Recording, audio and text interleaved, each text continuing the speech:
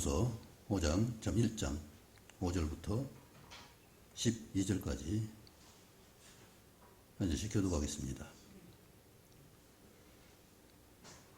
그러므로 너희가 더욱 힘써 너희 믿음의 덕의 지식의 절제의 인내의 경건을 형제의 사랑을 더하라. 이런 것이 너희에게 있어 족하는지요. 너희로 우리 주 예수 그리스도를 알기에 게으르지 않고 열매 없는 자가 되지 않게 하려니와. 이런 것이 없는 자는 맹인이라 멀리 보지 못하고 그의 옛 죄가 깨끗하게 된 것을 잊었느니라. 그러므로 형제들아 더욱 힘써 너희의 불신과 택하심을 굳게 하라. 너희가 이것을 행한즉 언제든지 실족하지 아니하리라. 이같이 하면 우리 주 곧 구주 예수 그리스도의 영원한 나라에 들어감을 넉넉히 너희에게 주시리라. 같이요.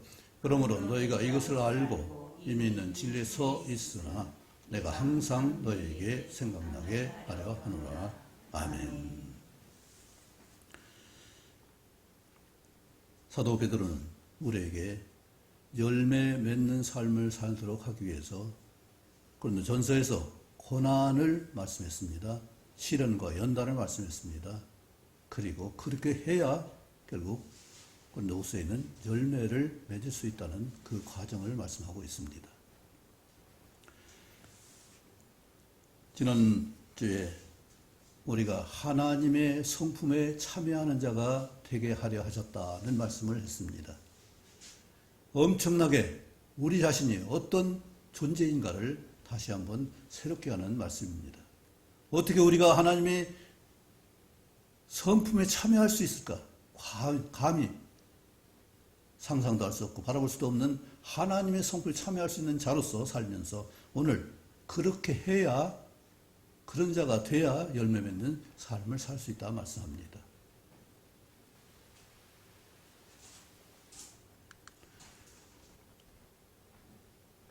지금까지 부끄러운 삶이 많지만은 우리의 열매가 무엇인가?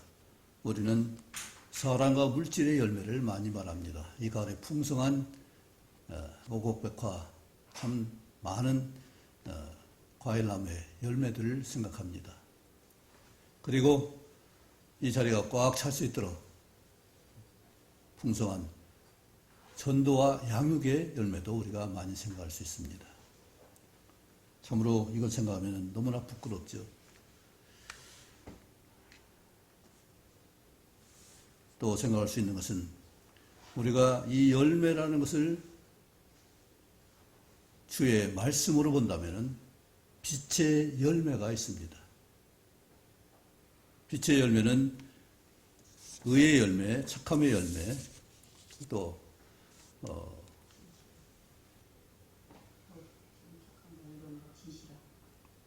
진실함의 그 열매가 있습니다. 이처럼 우리가 하나님이 기뻐하시는 열매는 정말로 옳은 삶의 열매, 빛으로 드러나는 그런 삶을 말합니다. 거기에 의의 열매가 풍성해서 또 양의 후대를 볼 수 있는 열매를 맺는다면 더욱더 감사하고 풍성할 수 있겠죠. 세상은 두 가지가 있습니다. 열매 있는 삶이 있고 열매가 없는 삶이 있어요. 에베소서에서 이걸 밝히 말합니다. 에베소서에서 교회를 말씀하면서 빛의 열매를 말하고 있고 또 어둠의 열매가 될 수 없는, 오늘 말씀에도 똑같은 얘기가 나왔지만은 열매 없는 자가 되지 않게 하기 위해서 우리를 부르셨는데 열매 없는 육신의 열매, 또 세상의 정욕의 열매, 이것을 맺는 사람들도 많이 있습니다. 그러나 그것은 보기는 좋을지 몰라도 하나님께 기억되지 않는 썩어질 것들을 말씀하고 있죠. 우리가 진정으로 하나님이 기뻐하시는 이 빛의 열매를 맺을 수 있다면 내가 나 자신이 어떠한 것을 밝히 드러낼 수 있어야 우리는 그 빛의 열매를 맺을 수가 있죠. 그것이 바로 우리가 나를 밝히 보고 회개와 자백이 될 수 있을 때 한 걸음 나갈 수 있고 나를 드러날 수 있죠. 그래서 에베소 5장 13절에 말씀합니다. 그러나 책망을 받는 모든 것은 빛으로 말미암아 드러나는 것마다 빛이니라. 우리는 빛의 자녀라고 했어요. 빛의 자녀는 책망을 받는 사람이 책망을 받아서 그것을 드러내서 잘못됐구나, 돌이켜야겠구나, 회개하고 자백하고 하나님께 돌이키는 그런 삶을 살 수 있는 사람이 바로 빛의 자녀이고 하나님 기뻐하시는 빛의 열매가 되는 것이죠. 그 대부분은 이것이 참 어렵습니다.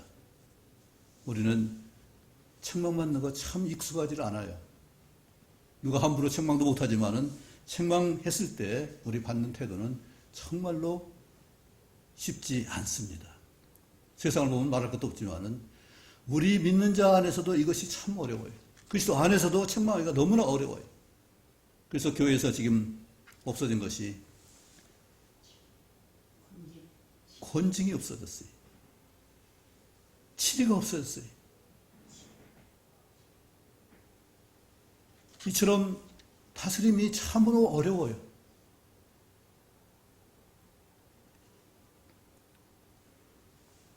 하나님이 우리에게 원하시는 것은 우리가 못나서 낮아서 참 어떻게 치우쳐서 그것이 문제가 아니라 그것을 드러내놓을 수 있는 자냐 아니냐 그것이죠.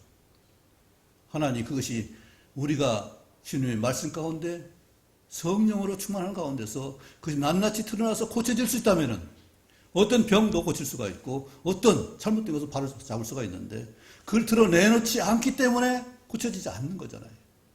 빛으로 드러나지 않으니까 문제가 되는 거잖아요. 그렇게 되는 이유는 바로 아마 고난 때문에 그럴지 모르겠습니다.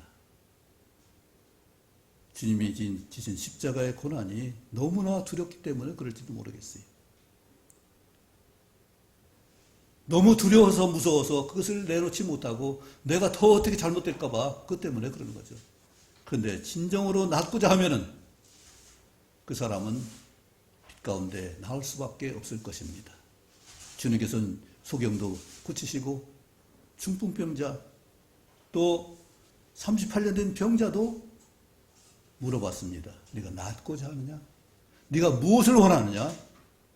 솔직하게 자기 소원을 밝히 드러내라고 말씀했습니다. 주님 이걸 몰라서 그랬을까요? 다 이미 알고 계신 것이지만은 스스로 내가 시인하고 드러냈을 때 하나님께서 치료의 역사 고쳐주시고 성하게 하시고 낫게 하시는 그 역사를 이루신 것을 말씀하고 있죠. 그래서 우리는 어떤 경우에도 나를 책망하는 것을 달게 받을 수 있는 삶을 살 수 있기 바랍니다. 신구의 통책은 뭐예요? 아픈 거예요. 쉽지 않은 거예요. 통책이 뭐예요? 앞을 통째하고 책망을 꾸짖을 책자예요. 좋게 말하는 게 아니에요. 너 그렇게 되겠느냐? 너 그렇게 살게 되냐? 어떤 면에서는 저주고 심판이고 책망일 수 있어요. 그걸 받을 수 있는 삶이라야 거기서 돌이킬 수가 있고 새롭게 될 수가 있는 은혜를 줄 수 있습니다. 주님께서 우리에게 놀라운 세 가지 과정을 말합니다. 소망이 분명하냐? 정말로 내가 무엇을 바라느냐? 내 자신이 어떤 사람이냐? 이것을 분명히 말씀하고 있죠. 그래서 4절에서 우리는 신의 성품에 참여하는 자라 이렇게 말씀하면서 오늘 이 말씀 하시는 거예요. 그렇다면 너희가 믿음을 분명히 해야 된다는 사실을 말하고 있죠. 하나님께 대한 분명한 믿음이 있다면 무엇이 두렵겠어요? 이미 사탄도 이겼고 모든 재앙도 이겼고 애굽에 속한 모든 재앙 하나도 질병도 허락하지 않을 것인데 이미 우리를 돌보시는 주님이 나를 지키시며 악한 자가 만지도 못하는 그런 귀한 삶인데 무엇이 두렵겠어요? 그런 믿음이 있다면 당당할 수 있잖아요. 내가 있는 것과 어떤 배경 때문에 그것이 아니라 주님이 나의 후견이 되시고 내 중심이 계시고 나를 앞서 인도하시는 그 은혜가 있다면은, 그걸 믿는다면은 우리에게 염려 근심 하나도 없을 수가 없잖아. 정말로 우리는 어떤 문제든지 담대하게 여호수아처럼 당당하게 적군 앞으로 날 도전해 나갈 수 있는 거잖아요. 그런데 이 믿음은 한 가지 중심밖에 되지 경험한 것에 머물러 있을 수밖에 없어요. 쉽게 한번 병 나오면 병 난 것 그것만 생각하게 돼요. 하나님 말씀의 은혜를 받는 말씀만 생각하게 돼요. 그래서 이것을 나누는 역사가 있어야 되는데 그것이 덕이에요. 함께하는 일이에요. 나 혼자가 아니라 믿음을 나눌 수 있고 같이 할 수 있는 거. 너도 좀 은혜를 받아라. 너도 은혜를 받아라. 그리고 이 믿음과 덕은 어떤 것에 치우칠 수가 있습니다. 그래서 좀 더 넓혀라. 하나님의 말씀의 그 폭넓은 넓이와 깊이와 높이를 아는 역사를 이룰 수 있어야 우리는 좀 더 이 믿음과 덕의 폭을 넓혀갈 수 있는 거죠. 근데 무서운 것은 이렇게 넓히다 보면 한정이 없어요. 우리에게 항상이라는 말이 있습니다. 늘이라는 말씀이 있는데 이것은 가만히 있어서 똑같은 것이 아니라 의자 이것은 놓은 그대로 있어요. 이것이 늘 있는 것이 아니라 내가 같은 생명이고 움직이지만은 주일마다 이 자리에서 지키고 있고 움직이지만은 항상 자기 할 것을 하고 있고 또 같은 날이지만 날마다 새롭게 새날을 맞이할 수 있는 그 마음이라면은 이것은 항상이라는 말을 할 수가 있어요. 죽은 것은 그렇게 못해요. 그러나 살아있는 것은 움직이긴 하지만은 그것이 늘 어떤 공간을, 범위를 지키면서 그 자리를 유지하고 또 새롭게 발전시켜 나갑니다. 해는 엄청 크지만은 우주 공간을 같은 자리를 계속 맴돌아요. 거의 일정하게. 달도 그렇고 우리가 살고 있는 땅도 마찬가지. 이처럼 이것이 일정하지 않다면 우리는 날짜를 계산할 수도 없을 것이고 시간을 계산할 수도 없을 거예요. 하나님이 정한 그 공간 안에 계속 움직이지만은 그러나 자기 할 일을 지키는 것이 항상이라는 말이에요.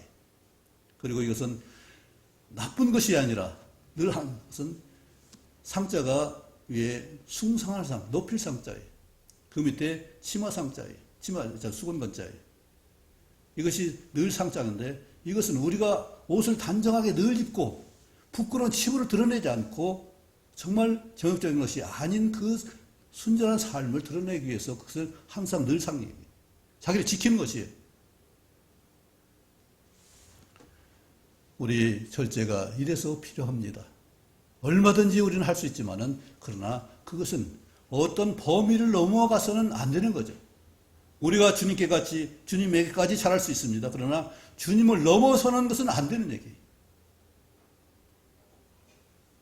이처럼 절제는 우리에게 내 자신의 지켜야 될 것을 말하는 것이고 범위를 말하고 있어요. 또 여기에 인내는 우리가 그저 참기만 하면 인내가 아니라 그것을 이겨내야 인내예요. 우리 과거에 우리 어머니들은 참기만 해서 속병이 생겼어요. 그것은 이기는 것이 아니에요. 내가 상처받는 것은 이기는 것이 아니에요. 내가 섭섭한 마음, 미운 마음은 내가 또 억울한 마음 가지고 있는 것은 내가 상처를 받은 거예요, 이미. 인내가 아니에요. 누가 뭐라고 해도 내가 그것을 상처받지 않고 당당하게 견뎌내고 도전할 수 있는 것이 바로 이기는 것이지, 인내지. 그냥 얻어맞고 거기서 참 상처가 나고 마음이 답답하고 정말 내 자신을 감당하지 못하는 그것이 인내가 아니라 그렇게 당하고서도 그것을 꿋꿋하게 이겨낼 수 있고 사도 바울처럼 죽음 가운데 다시 설 수 있는, 다시 자기가 돌로 맞은 그곳으로 다시 루스드레에 다시 가는 것을 볼 수가 있습니다. 이것이 인내예요. 거기에 경건은 뭐라고요? 지난번에 말씀했죠. 하나님이 보여주시고 정한 자리를 굳건하게 지킬 수 있는 것이 경건이에요. 그것을 인정하는 것이 하나님이 나에게 주신 모든 권한과 또 섭리와 역사를 미리 알게 하신 것을 내가 그것을 지킬 수 있고 그것을 그 법률을 범사에 감사하고 인정할 수 있는 것이 우리가 공경할 경자예요. 그래 이것은 다른 언어에서는 말할 수 없는 거예요. 정성을 다하는 것과 이처럼 하나님 인정하는 것이 합한 것이 경건이에요. 그래서 이것은 모양이 아니에요. 내가 믿음과 실제 삶의 순종을 드러내는 것이 경건이에요. 근데 이것 위에 더 귀한 것이 형제 우애라고 했습니다. 진정으로 하나님을 경외한다면은, 하나님 사랑한다면은, 하나님이 사랑하시고 창조하시고 하는 형상을 따라 지음받은 형제를 사랑하는 것은 너무나 당연한 일이죠. 우리가 부모를 제일 안타깝게 하는 것이 바로 형제들 가운데 싸우는 거예요.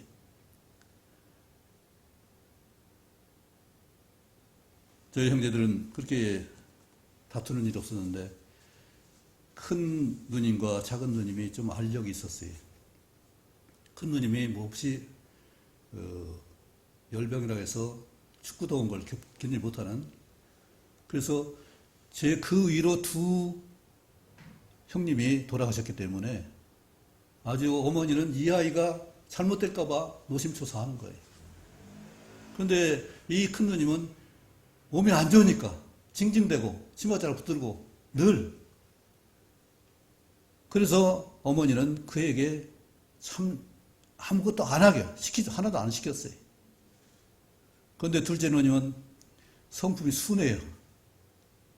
오직하면 할아버지가 안 쳐다보다가 딸 낳았다고 안 쳐다보다가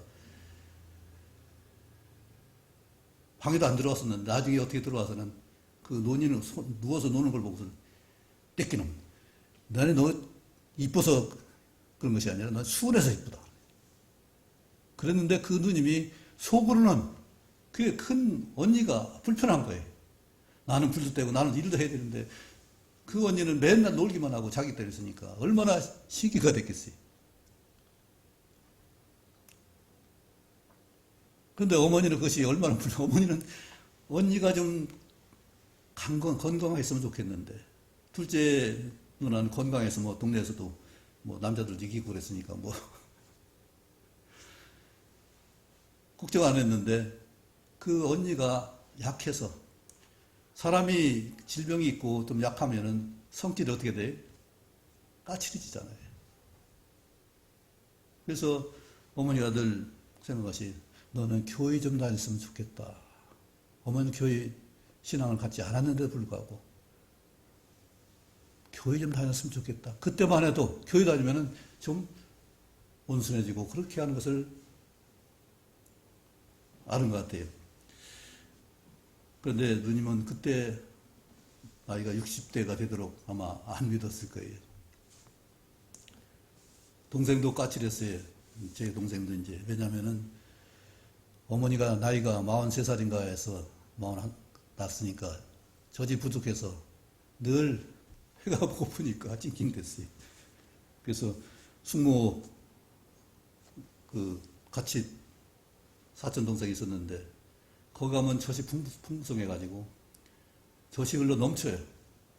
그래서 이 아이가 많이 얻어먹었습니다. 그런데 얻어먹으면 그냥 얻어먹으면 좋은데 한쪽을 붙잡고 한쪽을 빨고 그 사촌 동생 못 먹게 하고 미쳐버리고 그렇게 먹었어요. 얼마나 성깔이 강했으면 그렇겠어요. 먹어야 되니까. 그런데 그가 신앙생활 하면서 완전히 이게 바뀌었어요. 아마 어머니가 그 아이를 보고서 나중에 돌아가시전까지 믿지는 확실하지 않았지만은 우리 동생과 제가 기도했기 때문에, 또 꿈에도 어머니가 보여서 너무나 참 천사의 옷을 입고 있는 것을 볼 때 얼마나 감사했는지, 사닥다리 밑에 어머니가 계시더라고요. 어쨌든 이처럼 그리스도 안에서 이 형제 우애를 부모가 제일 기뻐합니다. 그렇죠? 형제 우애하는 거. 우리는 하나님 앞에서 우리 형제 우애하는 거 얼마나 기뻐하고 있어요. 그런데 본도교회 서로 내 편 해가 싸우잖아요. 얼마나 안타깝겠어요. 하나님은 누구 편이 아니라 우리 각각의 모든 편을 들어주고 싶어 하셔요. 그런데 그것은 원칙이 있죠. 빛의 열매를 맺을 수 있는 사람. 책망이든 어떤 경우도 나와서 고침받고 솔직하게 나올 수 있는 그 사람을 원하신 거죠. 어둠의 열매가 아닌 것, 열매 맺을 수 없는 어둠에 썩어질 것을 위해서 하나님은 부르시지 않았습니다. 그것은 종말에는 지옥 형벌로 갈 수밖에 없는 거잖아요. 하나님은 우리에게 빛의 열매를 위해서 이처럼 함께 할 수 있는 화목의 그 길을 열어주셨어요. 우리 하나님이 어떤 하나님이세요? 삼위일체 하나님이세요. 셋이 하나인 하나님이세요. 더구나 그런 하나님께서 늘 거듭말하지만 요한서 1장 3절에 뭐라고 했어요? 아버지와 아들과 성령을 모신 우리가 함께 더불어 누림이라고 했어요. 이 교제예요. 고린도서 1장 9절에 뭐라 했습니까? 우리를 보여 교제케 하시는 하나님은 미쁘시다고 했습니다. 교제케 하시는 하나님. 화목하게 위해서 이 땅에 예수님이 오셔서 화목 제물로 돌아가셨고 그것으로 십자가를 통해서 하나님과 우리 사이와 또 이웃과 이웃 사이를 함께 하나가 되게 하는 하나님 사랑과 이웃 사랑을 이루게 하기 위해서 이 땅에 오셨고 그것을 본보였고 우리에게 마지막으로 사랑을 더하라고 끝까지 당부하는 걸 볼 수 있습니다. 처음 계명도 사랑하라는 말씀이고 나중 새 계명도 서로 사랑하라는 말씀이죠. 이것이 안 된다면 우리가 천국에서 뭘 할 수 있겠어요? 거기서 아웅다웅 청교서 할 수가 있을까요? 우리 중간에 우리는 예수님의 몸같이 영화되기 때문에 그건 걱정하지 않겠지만은 지금 그런 마음을 가지고 있다면은 이것을 어떻게 하나님 나라를 어떻게 가지고 가겠어요? 어떻게 드러낼 수 있겠어요? 지금 말씀 가운데서 나 자신을 돌아볼 수 있어야 되고 정말로 하나님 기뻐하시는 것이 아니라면 속히 버릴 수 있어야 될 것입니다. 오늘 8가지 항목을 말했습니다. 이것이 흡족해야 우리는 어떤 성취가 작은 성취도 있을 것이고 풍성에 넘치는 성취도 있을 거예요. 사랑의 무게도 사랑의 그 어떤 것을 잰다면은 작은 것도 사랑이고 큰 것도 사랑이에요. 그러나 하나님은 또 우리는 정말로 사랑한다면은 사랑의 갈급함을 느낄 것입니다. 왜냐하면은 해도 부족한 것이 뭐예요?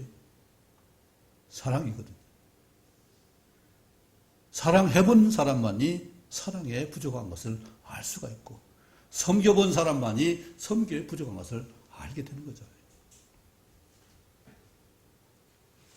많은 분들이 어려움을 겪습니다. 어려움을 겪어봤을 때 어려움이 왜 필요한지 소중한지를 말씀하고 있죠. 고린도전서에서 베드로전서에서 우리 사도 베드로 선생님은 정말 이 고난이 왜 있는지를 말씀하시면서 이것이 돼야 인격이 갖춰져야 우리는 사랑할 수 있기 때문에 오늘 이 말씀 하신 것으로 생각합니다. 그래서 이것이 흡족하도록 내가 조금 했다고 아니라 아마 우리 다른 사람에게 보이려면 조금만 해도 될 거예요. 그런데 하나님께 또 내 자신이 진정으로 만족하려면은 마음껏 해야 뜨겁게 사랑해야 지금 열심을 해야 우리는 그것에 조금이라도 이만큼이라도 했습니다 하는 것을 우리가 하나님께 직구할 수 있을 것입니다.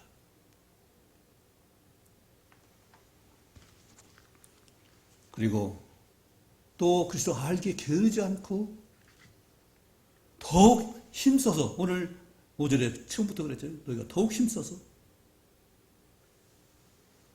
그러면 너희가 더욱 힘써서 믿음의 덕의 지식, 절제, 인내, 인내의 경건, 형제의 사랑을 공부하라 했습니다. 더욱 힘써서. 그것은 뭐예요? 그래서 알게 게으르지 않도록. 우리는 말씀을 보고 봐도 부족한 것이 우리 현실이에요. 엊그제 우리 목사 모임이 있어서 한 분이 오셨는데, 그분이 아주 자신의 경험을 말하면서 좋은 말씀을 했습니다.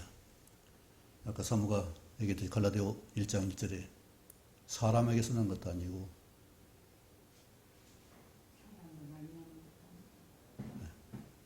하나님께로 말미암아서 사도된 자신을 말했습니다. 왜 그런 말을 하냐면은 그가 열심히 하나님을 섬겼어요. 캄보디아에 가서 고아원을 운영했어요. 그리고 중국에서 또 교회도 했어요. 그는 골프 프로 선수예요. 그래서 이제 하는 분인데, 그 골프채를 꺾어 버리고 그 일을 했어요. 그 교회도 처음에 상당히 광동에서 잘했어요.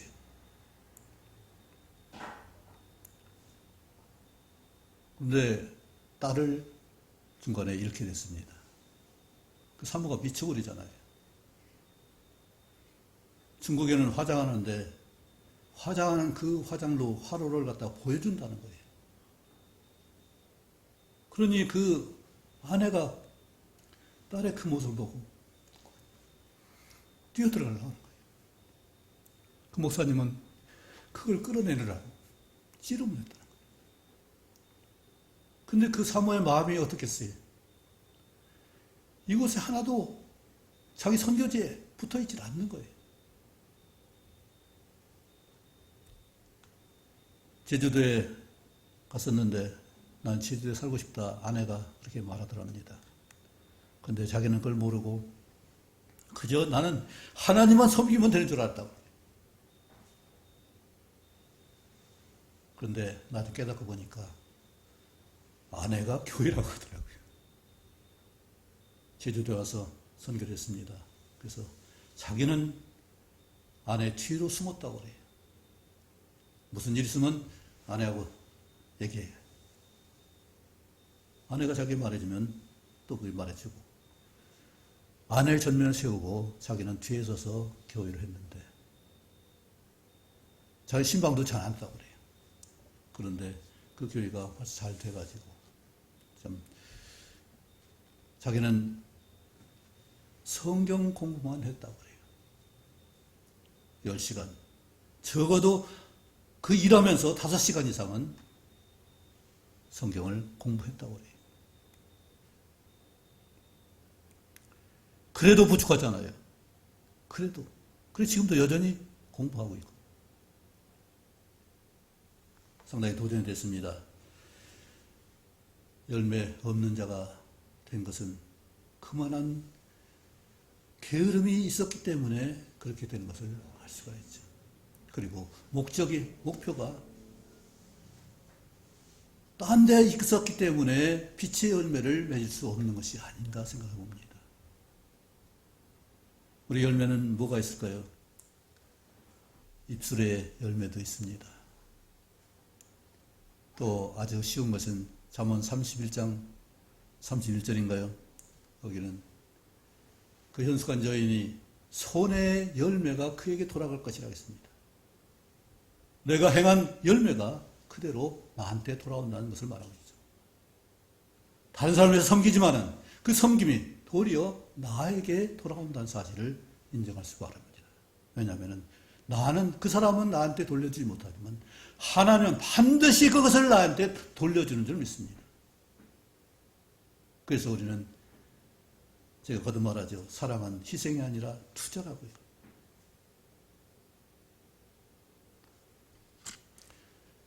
그랬을 때 우리는 정말로 열매 없는 자가 되지 않게 하겠다고 분명히 말씀합니다. 어둠의 열매는 뭐예요? 어둠은 열매를 맺지 못하지만은 빛이 없으면 열매가 되는 것은 하나도 없습니다. 그렇죠? 우리도 사람도 빛을 받아야 돼요.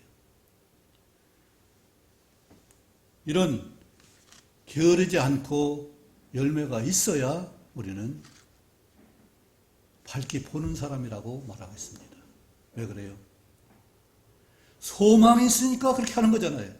믿음이 있으니까 그렇게 하는 거잖아요.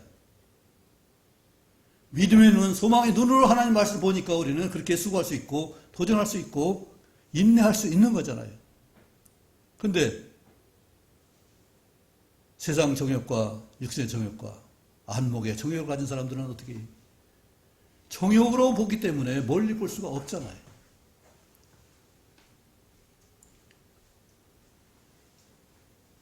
우리는 중요한 게 있습니다. 우리는 이미 죄사함을 받은 사람들이, 그걸 믿는 사람들이, 그러면 나는 어떤 사람이라고요? 깨끗한 옷을 입은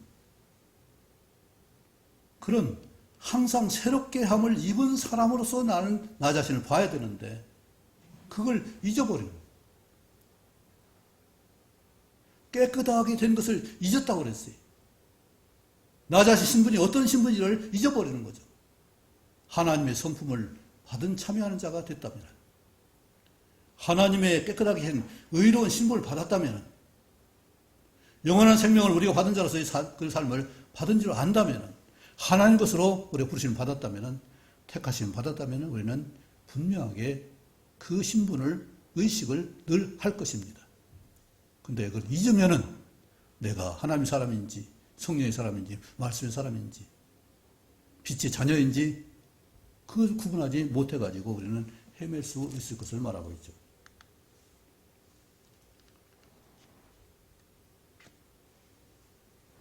다시 더욱 힘써 부르심과 택하심을 굳게 하라 말씀합니다.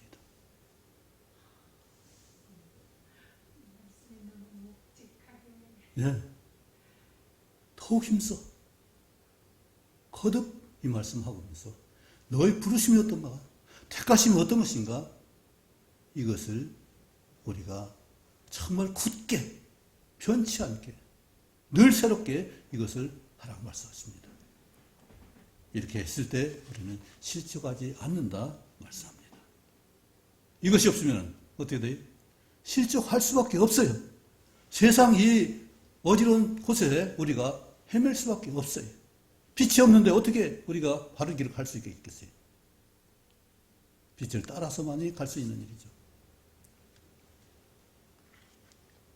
이렇게 하면, 이같이 하면 구주 예수 그리스도의 영원한 나라에 들어감을 넉넉히 너에게 주시리라.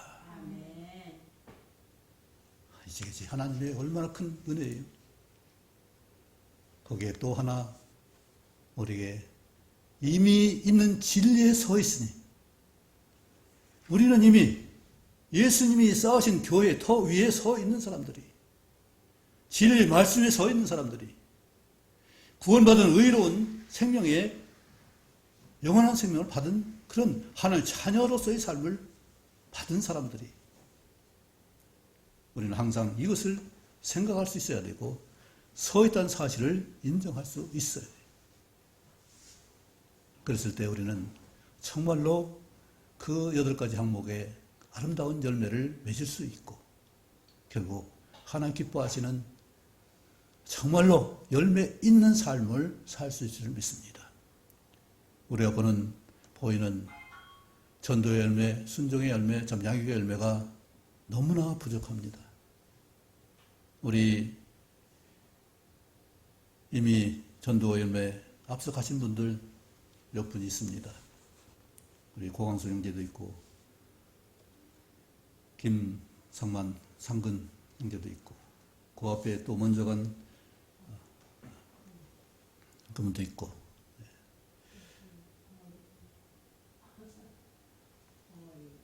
아니 그것도 이제 술 너무 많이 먹어가지고 생각이 안 나네요. 참 그분이 마지막에 돌아가신 저녁에 밤에 저하고 통화를 많이 했어요. 오래 했어요.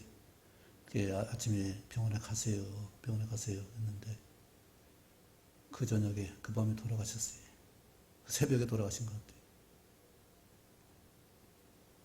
이제 유족들이 통화 내역을 보니까 그게 있어서 이제 제가 갔을 때 굉장히 반가워하시더라고요. 그리고 이제 제가 그 아침에 가서 돌아가신 것을 유족한테 알렸기 때문에 어쨌든 이처럼 가신 분들이 많지만 그러나 우리에게 정말로 우리 인격의 열매는 가져야 되는 일이고, 그렇죠?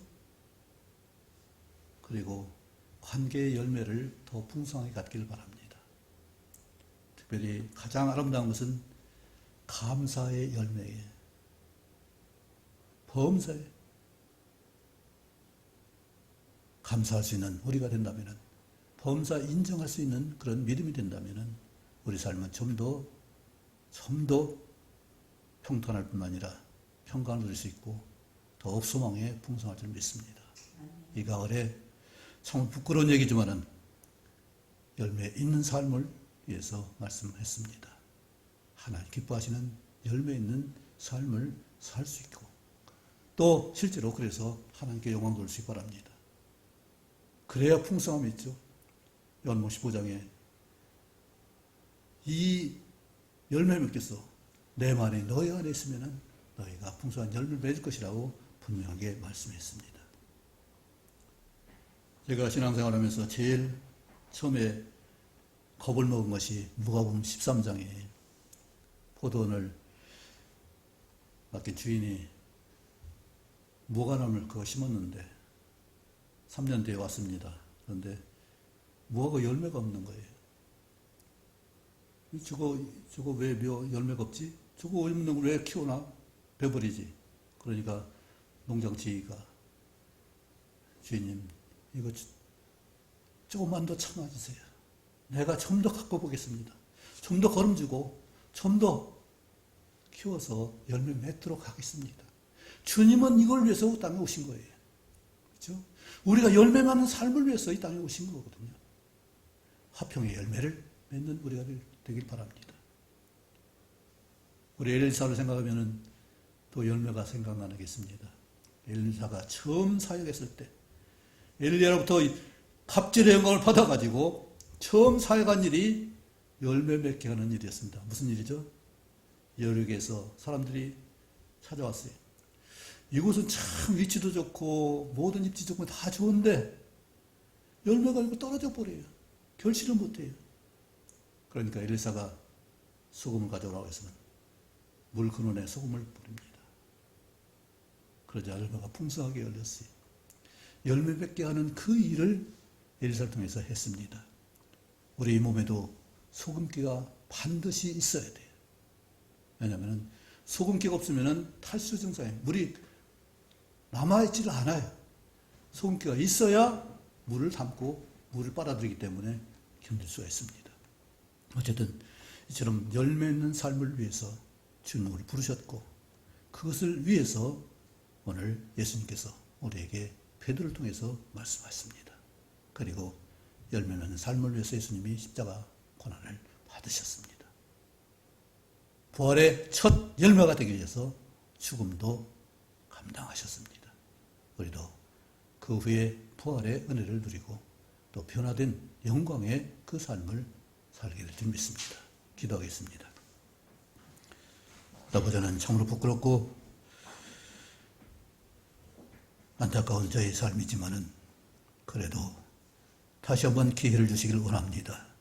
주님이 걸음지고 좀 더 갖고서 열매 맺게 하시는 그 은혜를 우리가 다 같이 누릴 수 있고 이제는 열매 맺는 삶을 위해 살 수 있도록 마음과 뜻을 다할 수 있게 하시고 더욱 힘쓸 수 있는 저희들에게 도와주옵소서. 진실로 하나님이 기뻐하시는 영원한 생명의 열매를 거둘 수 있는 저희들에게 하시고 빛의 자녀로서 빛의 열매로 착함과 의로움과 진실함을 거둘 수 있는 저희 삶이 되도록 인도해 주옵소서. 주님, 함께하는 일에 은혜가 있기를 원합니다. 가장 기쁜 일은 함께할 때만이 있는 줄 믿습니다. 아버지, 함께하는 형제 우애에 마음을 더할 수 있게 하시고 진정으로 이웃사랑에 하나님 마음을 쏟을 수 있도록 도와주옵소서. 능히 할 수 있는 능력이 있도록 여유로움과 넉넉함을 주시옵소서. 예수님 이름으로 기도합나이다. 아멘.